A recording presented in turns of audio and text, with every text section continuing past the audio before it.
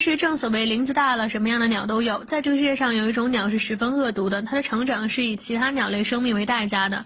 怎么回事呢？这种鸟对于我们中国人来说是比较熟悉，它就是布谷鸟。布谷鸟属于是杜鹃的一种，在我国古代时期，大杜鹃被认为是吉祥的鸟类，深受人们喜欢。有很多诗人对它进行了赞美，比如说望帝春心托杜鹃。杜鹃鸟被世人赞颂了2000多年，但其实呢，杜鹃鸟是一种十分有心机的鸟类。它们是不会自己搭建巢穴的，专门去寄养。它们在产卵时会把自己的蛋产在其他鸟的巢里，并且呢还会把宿主的鸟蛋吃掉一个，这是防止宿主发现数量不对。但是呢，杜鹃的幼鸟往往体型比较大，杜鹃的幼鸟一出生就非常凶残，它会趁着老鸟不在，将宿主的幼鸟挤出去鸟窝摔死。如果宿主的蛋还没有破壳，那么它会把所有的鸟蛋扔到鸟巢外面，让其摔死。